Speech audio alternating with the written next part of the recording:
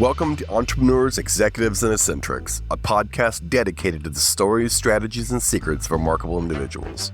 Join us as we engage in enlightening conversations with intriguing entrepreneurs, accomplished executives, and fascinating eccentrics, exploring their journeys, triumphs, and unconventional wisdom that has shaped their success.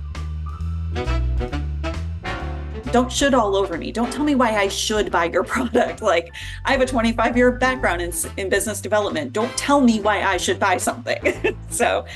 But it's looking at all those different things and going, is that founder actually really ready to succeed in raising capital? Get ready to meet Amber Gunst, co-founder and CEO of Fundlist, an Austin-based company using AI to connect investors with founders.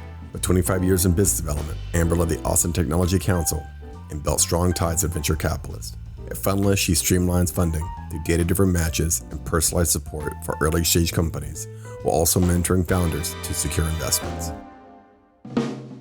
Welcome, Amber. Tell me who you are and what you do. So I'm Amber Gunst. I'm the co-founder and CEO of a company called Fundlist in Austin, Texas, and we are focused on helping investors and founders better identify each other using a matchmaking algorithm powered by AI and machine learning, helping them develop better criteria and better search efforts. Okay, so the way it used to be done, right? So it sounds like you're trying to modernize the older way, right? So the old way was, I have a startup. I'm trying to raise, maybe that's that first 100 grand, maybe the second round of $1 million, whatever it is, right? And then what did I do before? I start hitting the street and start doing pitch decks, or how'd that work before? You were probably emailing your pitch deck out to hundreds, maybe even thousands of prospective investors who, I love all my investor friends, but their websites have not historically been great or accurate about what they do. And so most founders are sending out hundreds and thousands of emails. And some of those emails are getting bounced because they got a list from a friend, and that list might be a few years old and that person's not there anymore. So the average VC in the United States has less than 20 employees. The vast majority of those probably even have less than 10. The average VC is also getting 6,000 inbound emails per month. Half of them are pitch decks that they did not ask for and did not know that was coming. It's typically the lowest level people within the VC. So there's about 1 to 2 people, maybe 3 people that are going through those potential 3,000 pitch decks, trying to find that 2 to 5% that they actually want to meet with and will potentially invest in. So less than 1% of the overall deal flow that investors see. And again, the 3,000 pitch decks, those are the ones they didn't ask for. So they've also got ones that are coming in that they're asking for, introductions that they know are coming or they're being made. And so that 1% and that's in a good year, it's 1%. In a bad year, it's much less than 1% that actually gets it. Because PE has specializations, right? If you're sitting your environmentally aware and conscious, whatever pitch deck to a PE that only invests in oil and gas, it's going to fall on deaf ears, right? Well, or a venture capital group. So I had one. I used to be the CEO of Austin Technology Council here in Austin, and I had a VC friend of mine. I will never use the name of his VC because he's a good friend. But I remember we were sitting at lunch and he was like, "Oh yeah, everybody knows what I do." And I'm like, I pulled up his website on my phone and I said, "Look at your homepage. Tell me what you think you do based on that homepage." And he said, "Oh my gosh, I sound like a financial advisor." And I said, "Yeah, so how would I as a founder know that you might want to invest in my company?" So, most VCs and most private equity say, "Well, we invest in SaaS." That's like saying I have hair. Like, right. How much hair do you have? Where is it located on your body? Is it curly? Is it coarse? Is it straight? Is it thinning? Like, do you have eyebrows or no? Like it's the most generalized thing that can happen. But when you also have VCs, especially the ones that are kind of, really searching for those unicorns, really searching for those folks, they're going to be a little bit more flexible on what they look at, especially when they're newer in the game. And it's a newer VC or it's a newer PE, but over time, like you said, they're going to become very specialized. And founders also, it's kind of on them, but it's also hard for them. They're trying to get funding. And when only 1% of deals are getting funded in a year overall, in the industry, you've got a lot of founders who they just don't have time to look at every single website and research every single person they're sending their deck to. They're just hoping they're going to be part of that 1%.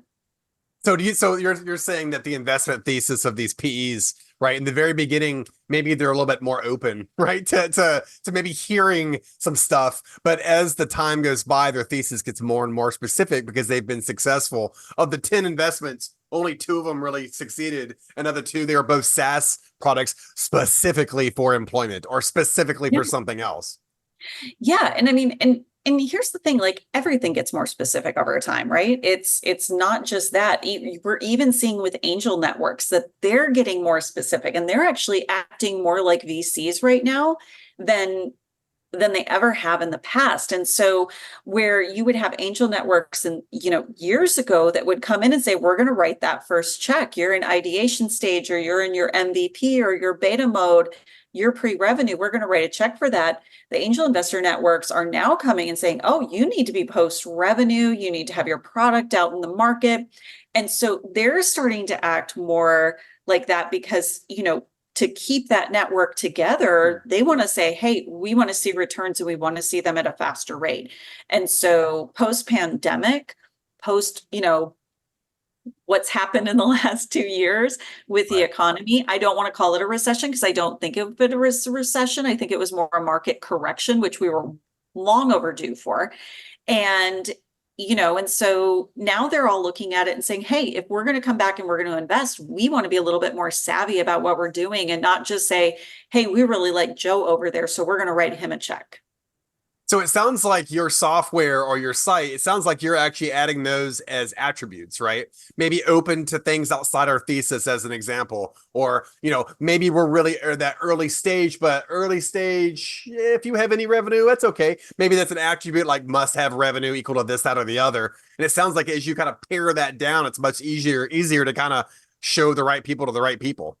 Well, yeah. And I mean, if you look at most investors, so whether they're angel networks, whether they are, their venture capital funds, their early stage venture capital funds, all the way to late stage, if they're an early stage PE versus the PE that acquires companies, they're all looking for data and research, and they all want to do that research and that data beforehand.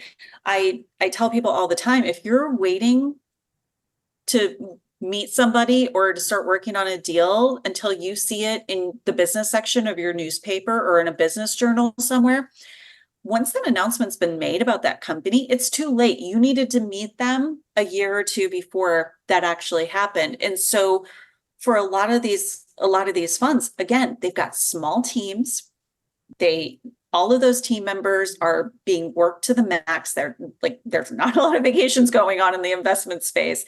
And for all of those people working in that space, they're trying to figure it out. Most investors, so most VCs, most private equity groups, what they're going to do once a year is sit down and have their strategic planning session.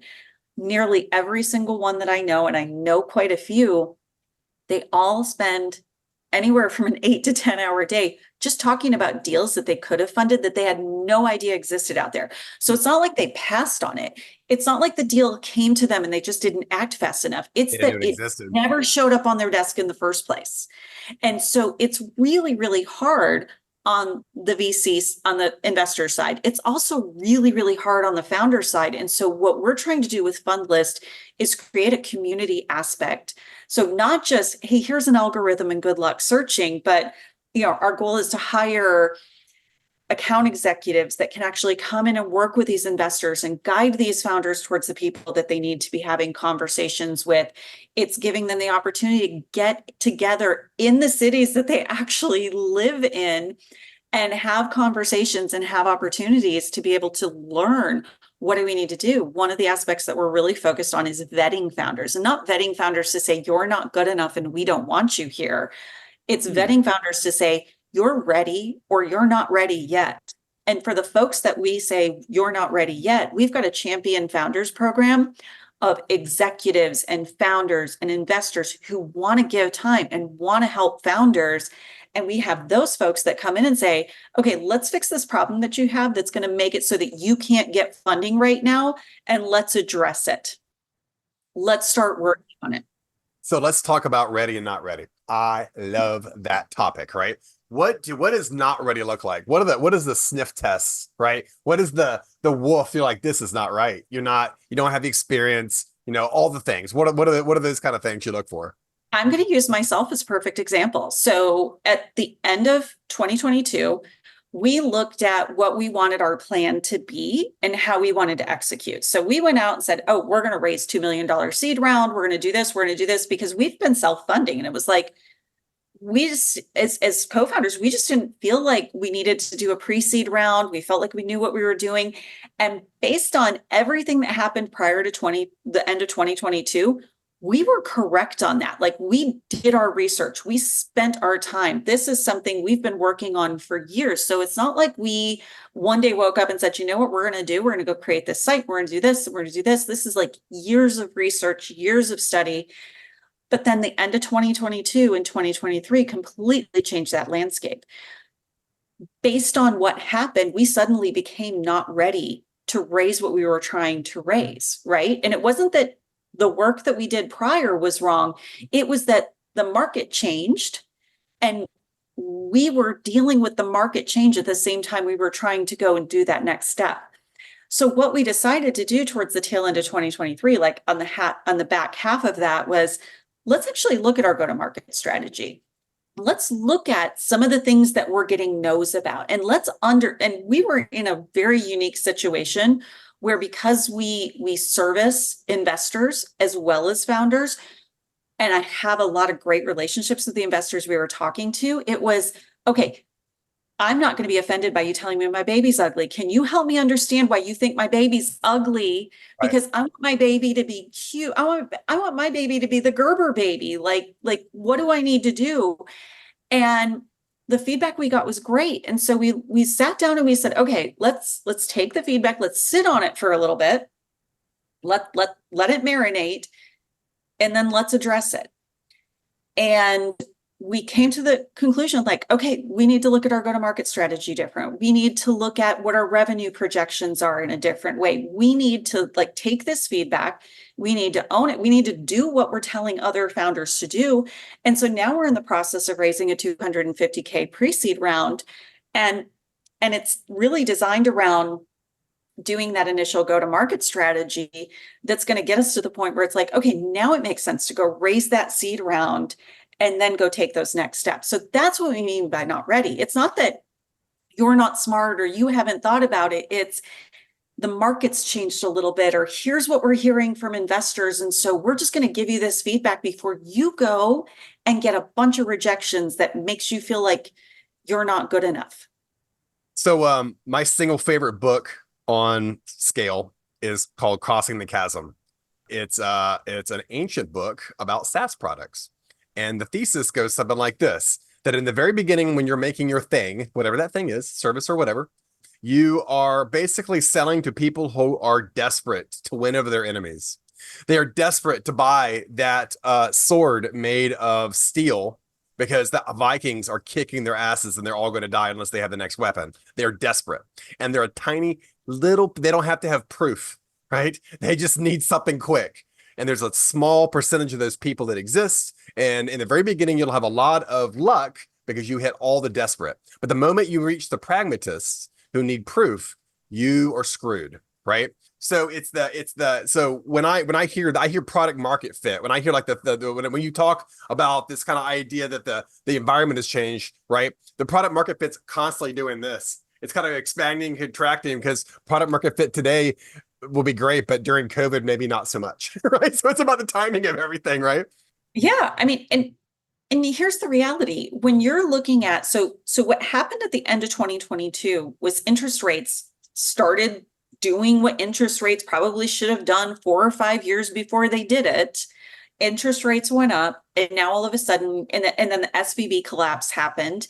And then you had the entire banking industry saying, well, what happens here? And when you look at all of that, it just became this perfect storm, right? So investors were worried, like when you were looking at VCs and PEs, they weren't going to go invest in new things at that point because they already had portfolio companies that they needed to make sure those employees were going to get paid and those products were going to get made and everything else because they'd already invested a bunch of time, energy, and money into that. Now you're sitting in this very, very uncomfortable space for a lot of investors, especially when they're on the institutional side, where they've got big pockets of money that they have been sitting on since late 2020 until now. And the typical venture capital fund and PE fund, those are 10-year funds. So if you're going to take a high risk investment in something, you want to do that in the first 4 years of that fund, because in the last 5 to 6 years of that fund, you need unicorns. You need companies that you're investing in that are going to make that return on that back end. That's the first time I've ever heard that before. That's the first time I've ever heard that. It's not thesis. That sounds like fact to me. Because I mean, you think about, you've got 10 years. Let's pretend you have a year, right? Not 10 years. That first 3 or 4 months, I think you're willing to gamble a little bit, just a little bit, right? Maybe throw that like, oh, I hear this new company called Twitter allow you just 120 characters. You're like, yeah, I don't know. Okay, let's do a little bit of that, right? But by the 7th month of that 1 year, you're like, let's just do bottled water, companies that bottle water. Let's just go do something that we can predict, because I can get 5.5% on a CD right now, right? Can you beat that? Because that's the kind of bar at this point.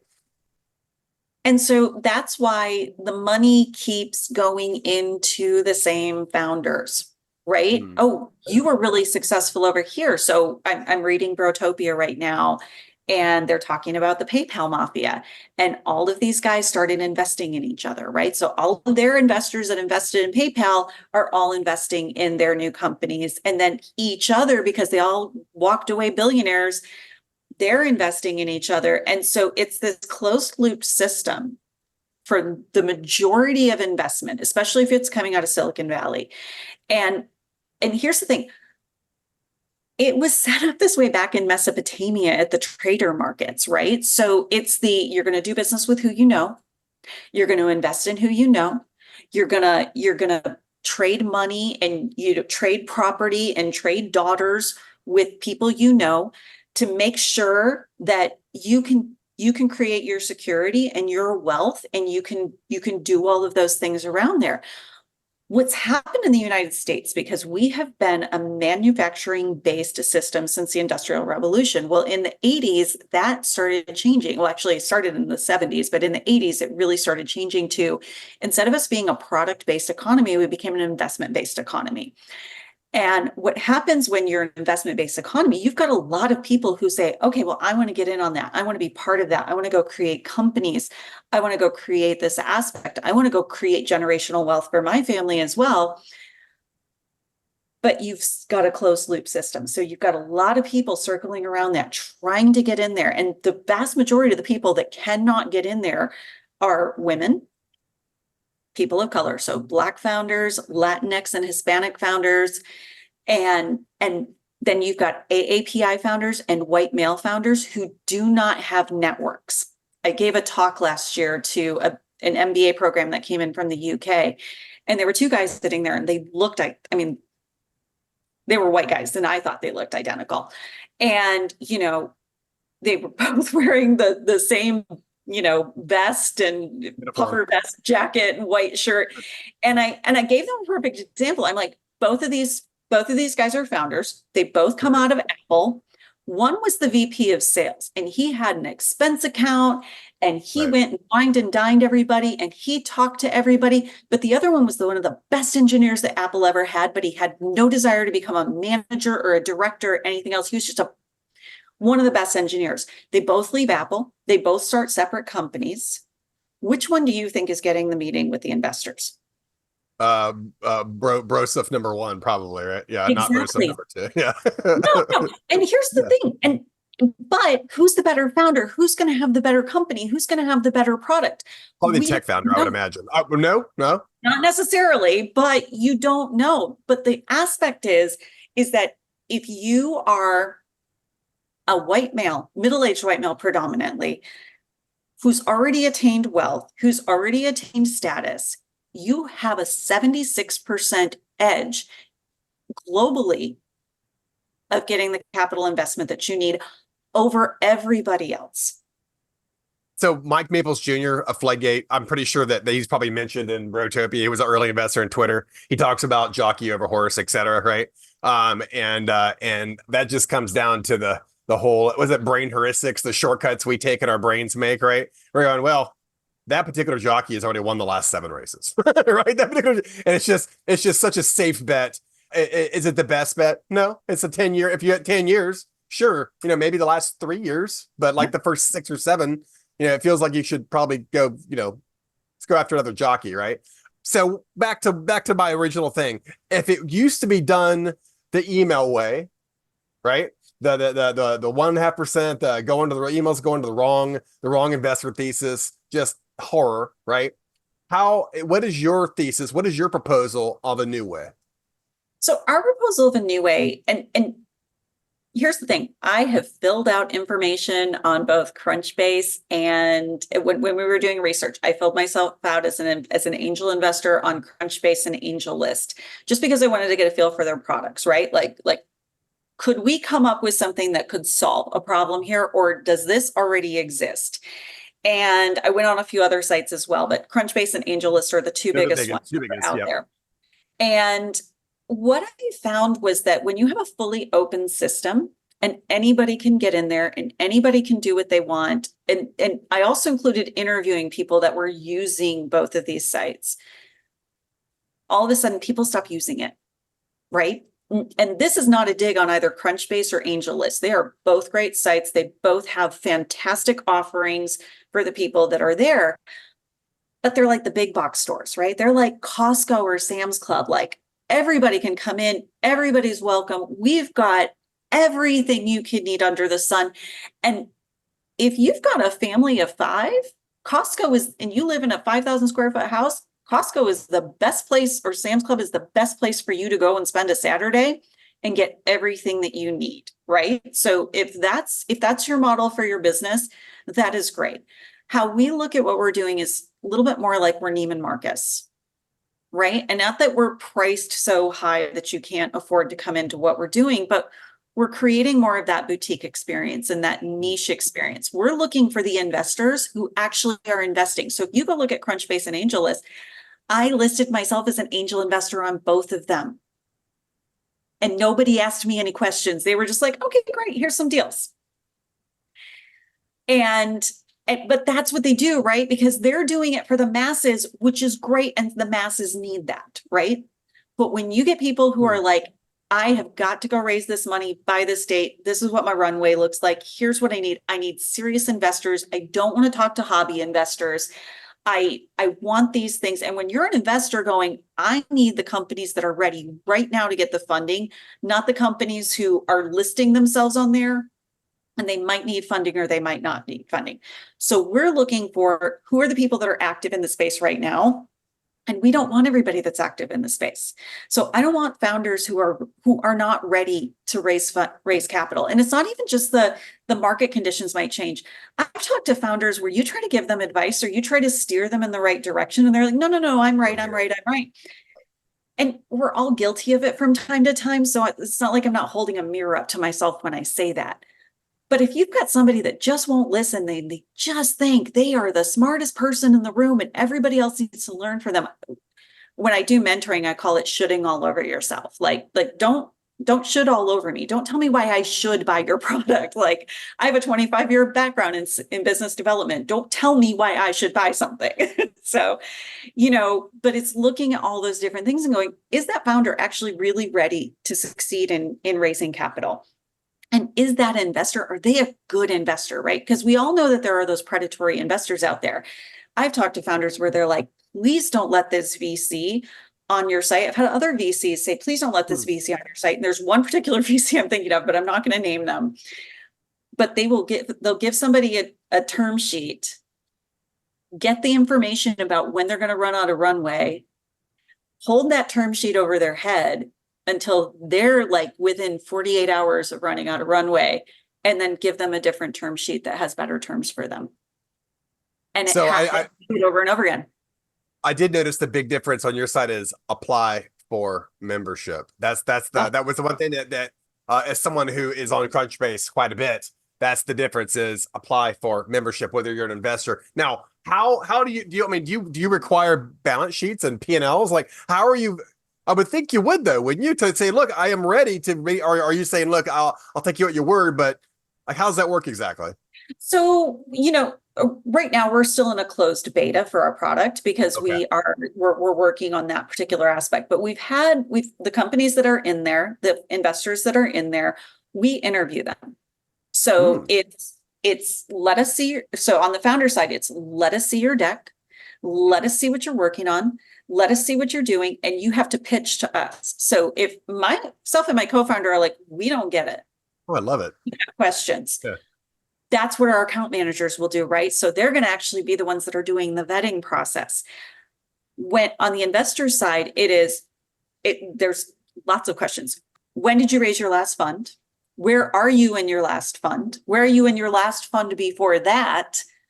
When are you planning to raise your next fund? How actively are you investing in your space?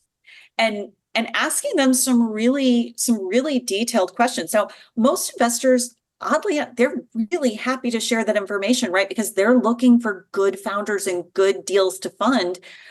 But they're part of that closed loop system too, right? And they're stuck in that closed loop just like everybody else is stuck out of it because they don't have the time and the bandwidth to go out and meet everybody they need to go meet. I bet that's a lot of fun. I'm just saying, from your perspective, you're really listening to founders. It's kind of a podcast. It's basically a podcast, right? But it's got I mean, you're kind of hearing their thesis and understanding, and it sounds like fun.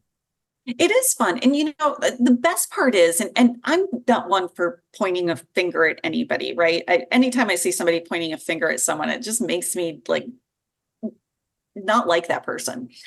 And I choose to look at why are people doing the things that they're doing. So when I was still with Austin Technology Council back in 2019, that's when the landscape for the investors was starting to change, right? So LPs were coming in and going, why is every founder in your portfolio already a wealthy middle-aged white guy? Right. And they were getting asked that question. And it wasn't just venture capitals, it was PE as well. Like LPs were looking at this and going, I'm not going to fund you if you keep doing the same thing over and over. And so when I was with Austin Technology Council, our average member had between 2 million, like 65% of our membership had between 2 million and 120 million in revenue, right? That's an investor's dream company to invest in. You're post revenue, you're gaining, you're growing, you're scaling, you're doing all of those things. And so I started getting calls, not just from Texas-based investors, but people on the West Coast and the East Coast. I even had a couple from Canada reach out to me and say, what women do you know? What Black founders do you know? What Latinx founders do you know? And instead of just being like, well, why don't you just go to this group or this group? I've started like, okay, they're calling me for a reason. They already know that DivInc exists. They already know that all of these, accelerators and incubators exist. So what, like, I had to think for a moment, like, why are they calling me? And so instead of just saying, call these people instead, I said, well, what are you looking for exactly? Outside of these types of founders, what are you looking for? And they started explaining to me their thesis. And instead of like making them feel bad, because there's nothing to be gained from that, we started talking about why underrepresented founders were underrepresented and that they were looking for underrepresented founders and helping them understand, like, you need to go back to your LPs and say, if you want me to fund female founders, they don't have 2 million in revenue. They might only have 200,000 in revenue. So you got to let me, because again, they're institutional investors. They're taking other people's money and they're investing it. And if those other people get really mad about what those VC funds are doing and those PE funds are doing, they can call the SEC and get those people into trouble. And so they had to get the agreement from their LPs. The hard part is that there was no data, right? The data was, if you went to PitchBook, it was like, oh my gosh, how are we going to get the right data out of here to prove what Amber's saying? And here's the thing, without doing research, I was running a 3-employee nonprofit organization in Austin, Texas. I didn't have the ability to go pull the data and prove to them this. And so that's really kind of where Fundlist came from, was you've got to be able to prove to all of these people in this investment community that if you want to make change, here's how you make it, but without the data, because these are financial people, right? And every CFO I know, they want to look at the bottom line. They want to look at the spreadsheet. They want to look at the hard numbers.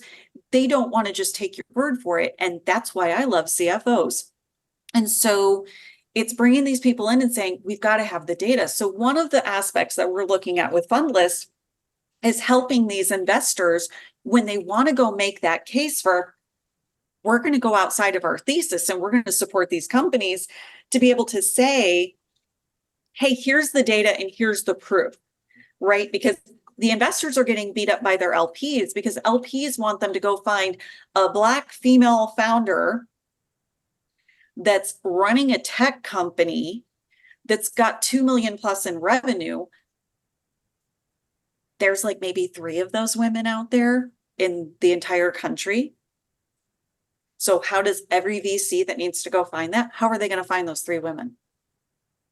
It's your okay. So how long has this been in existence, your organization? And I mean, we're talking 3 years, right? 3 years? Well, we started our development process in October. Well, the first thing that we did was we sat down a group of investors and founders. We talked with them about what are the problems that you're having? We already developed what we wanted to build, but before we started building the technology, we wanted to go in and we want to make sure that we were on the right track. So we started our development process in October of 2021, and this is based on the feedback that we got from investors and founders, proving our thesis of this is something that could potentially solve the problems that people are facing. We went through the development process and launched a really early version of our MVP. And the feedback that I've gotten from a lot of founders over the years was they'd launch these betas and these MVPs and they'd get 3,000 users in there, but only 10% were actually going in and completing the full process. Or people would, put their email address in, but then they'd have to chase them down. And at the time I was still with ATC, and my co-founder was like, she was still working at her company. And I said, I don't have time to chase down 2,700 people. Let's go find the 300 investors and companies that will actually come in and help us figure this buggy stuff out. And so we spent the next 6 months after that working with the founders, working with the investors, figuring out what they liked and what they didn't like about the product, figuring out what was beneficial and what was fundamental. Then we started testing out in-person programming, because that's a huge factor to what we're building here.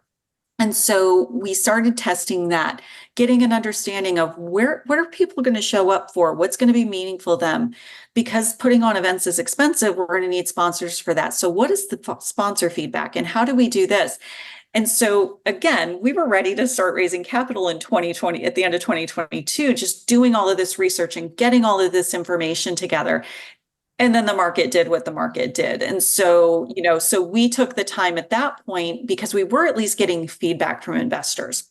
Most of them were, again, friends of mine, people that I knew that were saying, hey, we're not investing in anything right now, but we looked at everything you did. And if we were investing, here's the feedback we'd give you. And that's the fortunate position I'm in, because most founders don't get that from investors. Like, investors don't have time, but because these were friends, they were helping me out. And so it was looking at that and saying, okay, so what we're finding out from investors is they're having a hard time raising their next fund because the market is really terrible. And even when the market's really great, they're still having a hard time in finding new investors for their next fund. And more importantly, because they've got such small teams, wading through all of those emails and all of that stuff is really difficult for them, which is what led us to making the decision to create a white label version for the investors. So that's really what our raise is about right now, is finishing out our product, building this white label. And then the beautiful thing about that is that once the investors say, hey, these are the 92% of deals we're not going to invest in or we're not interested in, those deals don't just go away. They actually go to the main Fundlist platform.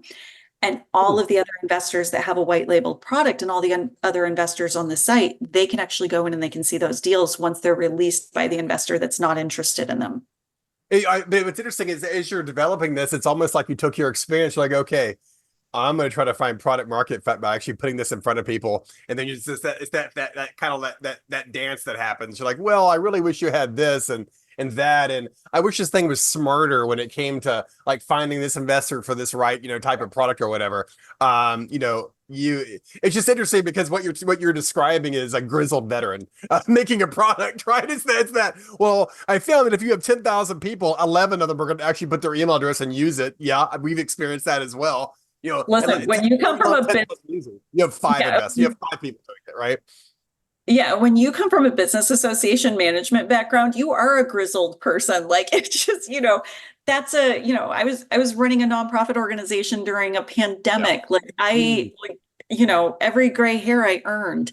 And so when I look at what it takes, and as well, I had to take my own advice early on because I've been that mentor at Founder Institute and at Mass Challenge and at Div Inc. and at all of these other places. I've been that judge at the pitch competitions. I've been the mentor helping the founder get ready for the pitch competitions.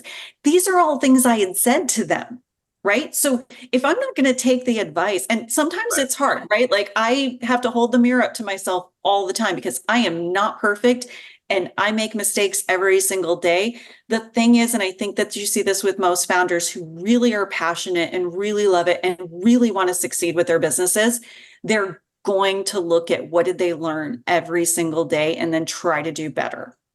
Yeah, but that's the whole like cobbler's partner who has no shoes kind of thing, right? We're like, well, I make shoes all day long. I don't want to have to come home and fix shoes for it. So, but you're kind of but if you've done this long enough, you'll eat your own dog food, right? You'll take your own advice and you'll kind of suck it up. Amber, we are out of time. I could talk to you for another hour though, and maybe we should do this again for maybe a part 2. But you are interesting and you are clearly experienced in this area, and anybody listening, please check out the links below. There'll be links to her site and to her LinkedIn profile.